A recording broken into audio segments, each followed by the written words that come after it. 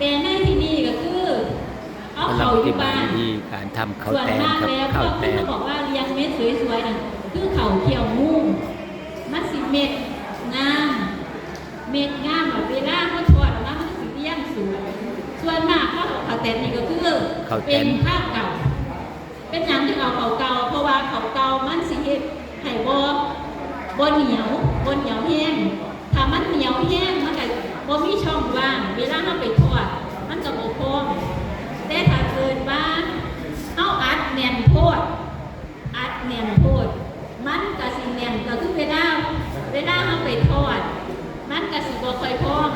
มิฉะนั้นแล้วมันก็ขึ้นอยู่กับการอัดของเฮานะว่าเฮาเฮ็ดอัดหน่อยอัดหลายบ่นะคะในการเฮ็ดแผ่นนะวัสดุที่ใช้ค่ะเนี่ยเฮ็ดง่ายๆตามบ้านเฮามีเนาะเอาฝาอย่างนี้อันนี้คือฝากระปุกฝากระป๋องนะคะเฮ็ดจังซี่ก็ได้เฮาอยากได้ใส่ซ้ำนี้เอาซ้ำนี้แผ่นใหญ่ขึ้นแผ่นใหญ่ขึ้นนี่แผ่นใหญ่ขึ้นค่ะอันนี้เป็นวงล้อคือขนมวงล้ออันนี้แผ่นใหญ่ขึ้นเฮาก็เอาขนาดไส้นี่มาแผ่นน้อยแผ่นใหญ่เนาะสีมันสวยมันรูปลักษณ์ได้ไหมคะนี่รูปลักษณ์สวยงามบ่รูปลักษณ์สวยงามม้วนมองกล่องเนาะอันนี้ก็คือถ้าเราไซส์นี้เนาะถ้าเป็นไซส์นี้ไซส์นี้ก็คือขนาดนี่ขนาดฟ้านี่ก็ได้นะคะบานี่ค่ะสมมติว่าอยากเห็นได้หลายผู้หนูก็มีความเพื่อนว่าเอาเบิ้ลขายทุกอย่าง20 บาทก็ไปซื้อมา20 บาทนี่ล่ะมัดแก้วก่อนนี่ก็ได้เลยนี่ผู้จองกองนี่นะคะคือเอาไปวางที่โต๊ะโดยที่ว่ามีพลาสติกรองมันก็สิได้ไว้ขึ้นแทนที่สิเฮ็ดเทละอันมันได้เทละ6 คนเอาไปวางปุ๊บเอาข้าวใส่ข้าวสิมีแบบห่อผ้าหรือห่อพลาสติกกะรีดปึ๊บโยกออกเอาใส่ปึ๊บโยกออกอันนี้ก็ง่ายโดยที่ว่าเร็วด้วยนะอันนี้คือจากที่แล้วนอกล่องหัวล่องแก้วเนาะ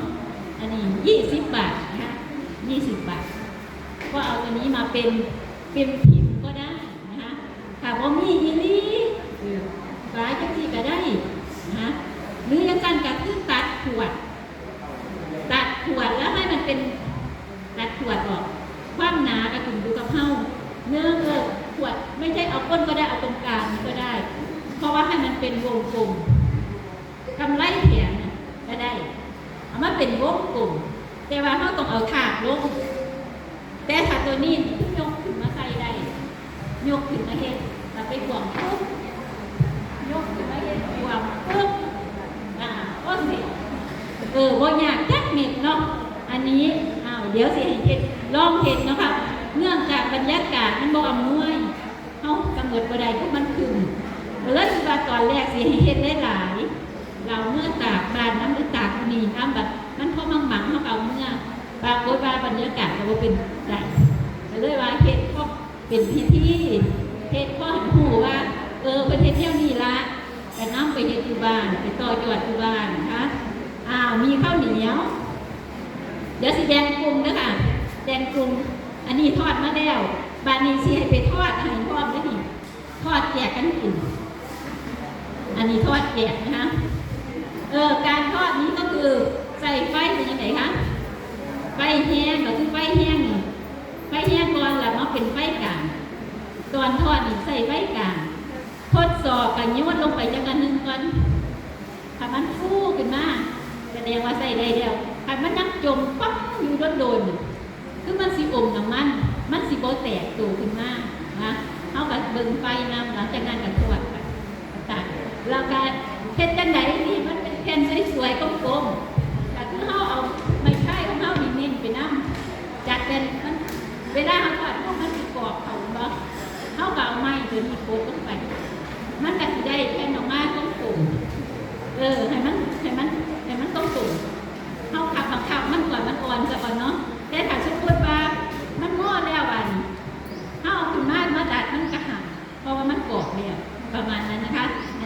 เบิ่งการทดสิให้ร้องพอดผู้คนร้องพอดทอดกินเจ้าของแหละก็คือหนึ่งถ้าทอดเอาไว้โดนมันก็ใหม่ถ้าซ่ามันก็ใหม่ต้องเก็บไว้ในจังหน่อยนะอันนี้อาศัยความเร็วนิดนึงในการทอดนะคะเดี๋ยวสิแบ่งกลุ่มเฮ็ดเป็น2กลุ่มเนาะโอเค2ฝั่งฟังพิธีฝั่งหนึ่งเฮ็ดการน้ำแตงโม แดนเรียบร้อยแล้วค ฝั่ รั ง บ หนึ่งเฮ็ด นี่ น้ำ น้ำแตงโม มีใครอยากได้เนื้ออยู่บ่ จังไปเบิ่ง เฮ็ด ขั้น เป็น ตอน เฮ็ด การ อยากได้ ทำครับ เนื้อถ้าอยากได้เนื้อ ตอนนี้ก็เอาไว้แค่นี้ก่อนนะครับ ถุงพลาสติก เบิ่งอีกครั้งหนึงสวัสดีครับผมช่องมานาเฮา เอาแผ่นน้อยซะมันเอาโลนึงสิได้ประมาณ